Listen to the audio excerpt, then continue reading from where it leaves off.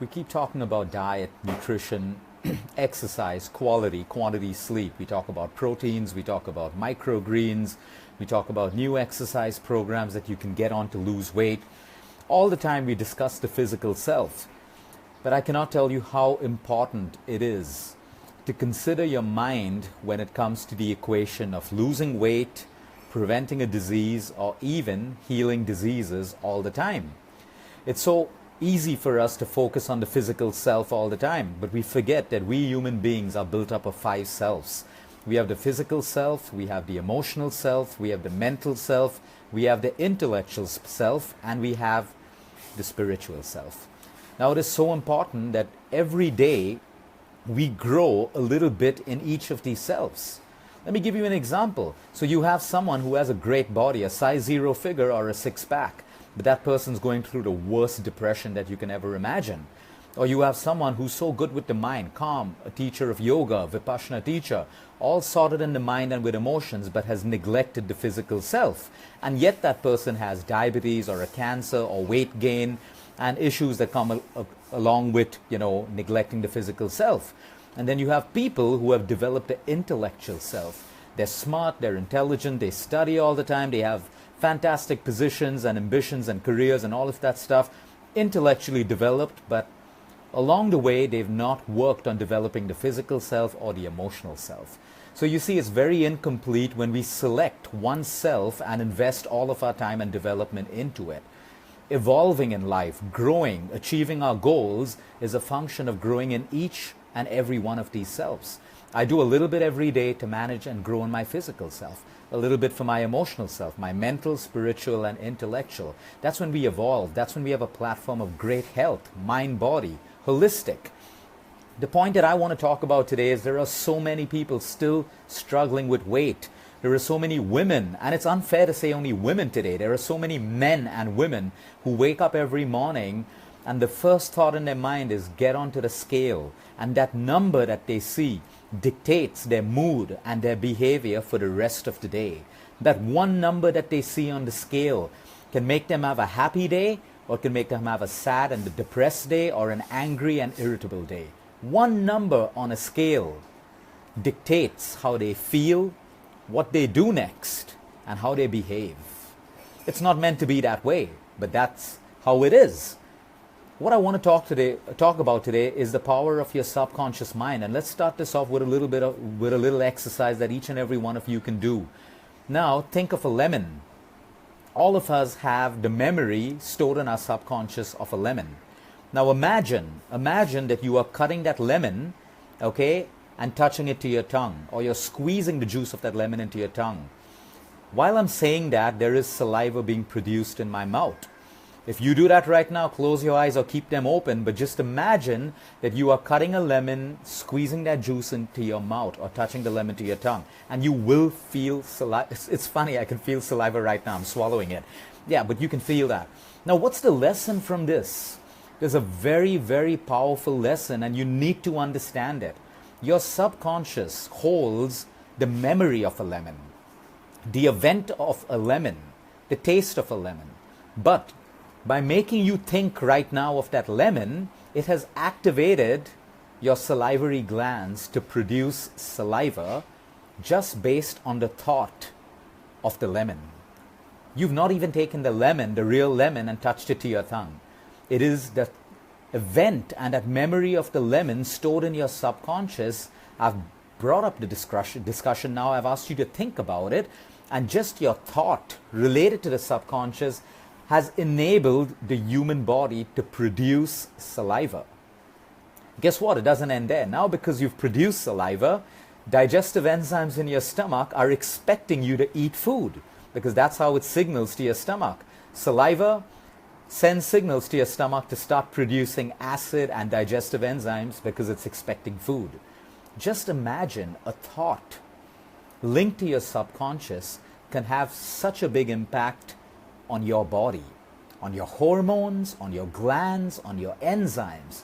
So now imagine every time you have something that's negatively stored in your subconscious, or you have a mind pattern that's negative and stored in your subconscious, like that number in the morning. You may need to be 65 kilos, but you're 69 today. Now, 69 in your subconscious is overweight. Overweight means you're fat. It means it's not allowed. It's a bad thing.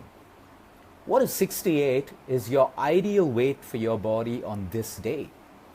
Because your bodies produce more weight because you have more toxins.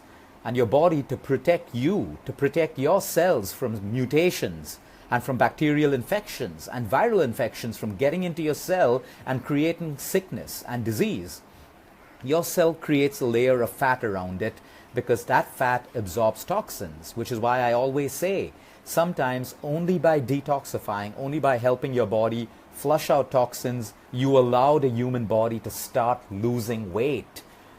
You can be working out with the best trainer, eating food with the best dietitian, spending on the best supplements. But if you have a toxic body, your body will hold on to fat. Now, coming back to the subconscious, what are your thoughts about your weight? It goes back to the time it started affecting you. I always say, and religion says, be it the Quran, be it the Bible, it says that life and death is in the power of your tongue. What does that mean? The power of words. It would have just taken someone in your lifetime, maybe while you were a young girl or a teenage boy or a teenage girl, to say, hey, you're fat and ugly, or hey, you're fat, and crack a joke. And that's stuck in your subconscious. And till date, that very thought, those very 3 words, that you are fat, is controlling your life and is one of the main reasons why you cannot lose weight. Because every time we think about our weight, it brings up that negative thought or mind pattern from our subconscious. And then, the same way it produces saliva, the thought of a lemon, this produces a whole set of negative emotions. And negative emotions stimulates your adrenal glands to produce cortisol. We all know what happens when cortisol is produced for a long period of time. We begin to store body fat in our abdominal region and in our midriff region. Most people training today will lose weight, will tone up, but they struggle with belly fat. They say, I cannot lose that belly fat. So the whole point of today's talk is, it's real. All of us have negative mind patterns and mind patterns which are not right. But it's in our subconscious. And every time we think about it, like there are so many women out there. And I'll tell you this because this is my job. People come to me for disease. People come to me for weight loss. And when I say, hey, you look fit, you don't have that much of weight. Why is it stressing you so much? They'll say, oh, that girl in my group said I look fat. And I've been trying to work out so hard. And yet she thinks I'm fat. Let me tell you something right now. Someone else's insecurity should never become yours. When someone says something like that to you, you need to understand anything that someone says to you to make you feel bad about yourself or make you feel bitter and rotten. How does an insecure person make themselves feel better? By making someone else feel lower than them. By ridiculing someone else so that they get the power to feel better. Sorry about that. So that they get the power to feel better about themselves. So if person A today is sitting in front of me and I say, hey, listen, you've been on this diet and you've been working out and you do your yoga and your pranayama, but I don't think it's showing on you. And believe me, so many women talk about this issue. And then this woman feels bad and she'll come and say, oh, I'm doing everything and it's not working and then I'm depressed and then all of these things. It is that woman's insecurity. For herself to feel better about herself, she says something to make you feel worse. Only by making you feel worse can you feel better. But it sticks in your subconscious and it plays every single day. Although at 68, you may be 3 kilos overweight, over your ideal weight, not overweight. But you may be feeling better, fitter, lighter, happier. But yet, because your subconscious is fixed on that one number or fixed on some words that someone told you, it makes you feel sad. It doesn't allow you to appreciate how you're feeling. It doesn't allow you to appreciate progress, even if it's been slow. And that affects you. Our own subconscious and the negative mind patterns that we have is our most limiting factors as a human being. Negative self-talk. I'm fat. I'm overweight. I don't look good. I keep looking at other people and I say, oh, I wish I had skin like that person. I wish my skin was that flawless. Oh, that girl can eat whatever she wants and still she looks so. This is negative self-talk. Where is it going? It's going into your subconscious. And slowly those thoughts become your mind patterns and it begins to become you.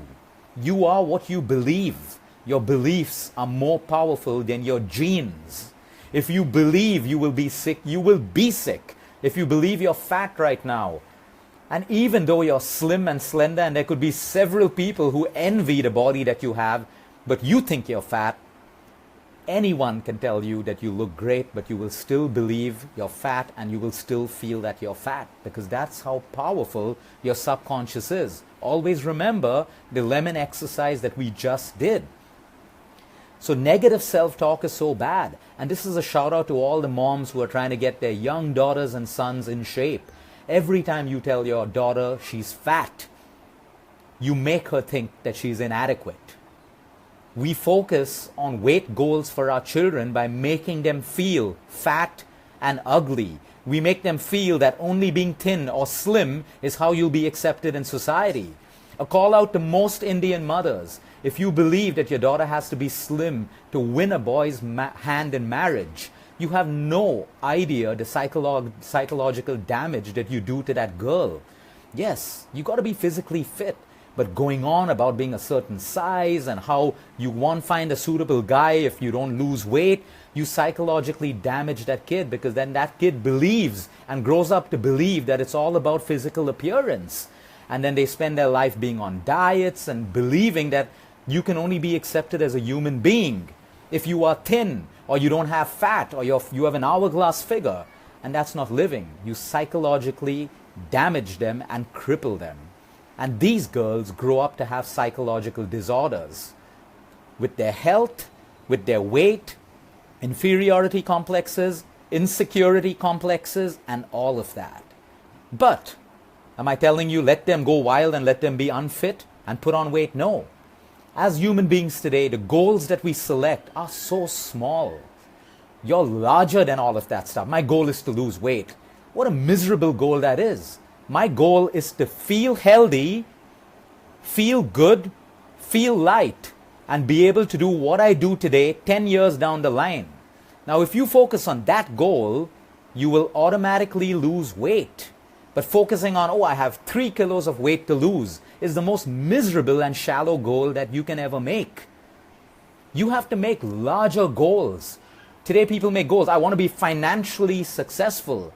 It's a useless goal if you don't want to be holistically successful, which includes being healthy so that you can enjoy your financial wealth that you spend your lifetime making. Not like all the rich people who have money and yet cannot sleep at night, yet have pain in their knees, yet are spending more time in hospitals than really enjoying the fruit of their labor.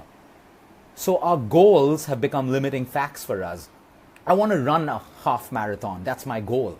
No, I want to run a half marathon and I want to have great immunity, and I want to run it without having to diet, without having pain in my knees, without having to wake myself up at 6 in the morning, drag myself out of my bed just because I made a goal which is that small.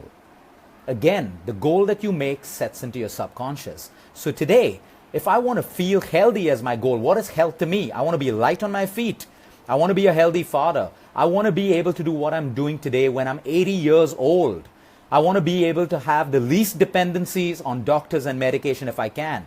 Now, to do this, what do I need to do? I need to eat in balance, exercise moderately, sleep well, and keep my emotional health good. Automatically, my weight will fall in place, and everything else falls in place as a subset of my larger goal. But when I'm selecting 3 kilos, guess what? You're not going to lose that 3 kilos, because your 3 kilos is probably dependent on you detoxifying, reducing your anger, having a better emotional health, not internalizing emotions, moving more, not just working out in the gym for 1 hour, drinking more water, eating more quality food. So many things to lose 3 kilos. But yet we choose to diet, yet we choose to exercise, and then we struggle and we move from one doctor to another, one nutritionist to another, because our goals are negative and self-limiting. So the whole point of today's conversation is, most of us, the block is in our own subconscious. What do you think of your weight? What do you think of the way that you're losing weight? What do you think of your disease? Today, you finish a surgery and the doctor comes and just says, hey, the surgery was successful. You're going to be all right. and you are going to feel all right at that second. Because in your subconscious, you know the power of a doctor to heal. And now when the doctor's telling you this, it resonates with your subconscious and automatically you feel better, even though in your body you're just recovering from a surgery. That is the power of words. That is the power of authority. That's the power of placebos. So when a doctor tells you that, hey, listen, you got this disease, you be on this medicine for a lifetime, you begin to believe, your subconscious believes that you have to be on that medicine for a lifetime. And you never, never try to change your lifestyle, get to the root cause of why you have to be on that medication, make changes to enable yourself to eventually get off that pill if your disease and condition allows it. Again, subconscious belief that this pill is for a lifetime, and then we suffer from the side effects of that pill. So the whole idea is, what is going on in your subconscious? What mind patterns, what attitudes, what beliefs do you hold on to? Now, how do you do that? You don't need to go to a psychologist or a counselor. You need to sit in silence. You need to meditate or just be with yourself and start getting into every mind pattern about your weight. Why should I even wake up in the morning and stand on that scale? I know I want to lose weight. I know I need to do X, Y, Z. Let me just wake up happy and go and do X, Y, Z. And at the end of the month, let me stand on that scale and I will have my results. Because that negativity of that number connects with my subconscious and dictates how I'm going to feel and manifests into exactly what I think, which is negative, more stress, more guilt, more feelings of uselessness, cortisol, fat gain. So the lesson for you today is start spending time with your mental self also. It is not about your physical self alone.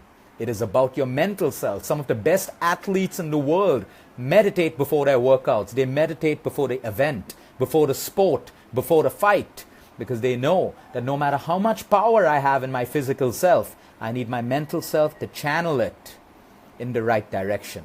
You connect the mind and the body. You connect all these 5 selves that we've spoken about. You have healing and you begin to start living. The way most people are living today is not living. If your life is about what I'm going to eat next, my exercise program, my trainer, my yoga teacher, my pranayama, you're not living. That should be half an hour to 1 hour in your day, and the rest of the time, you got to be living life. Utilizing yourself, your physical self, your brain when you have nothing to do. You have time on hand, and that's when you have space and breathing ground for negativity. Have a good day, everyone. Reset the way you think, the way you move, the way you eat, and the way you sleep. Until next time, eat smart, move more, sleep right, and breathe deep. Have a great day.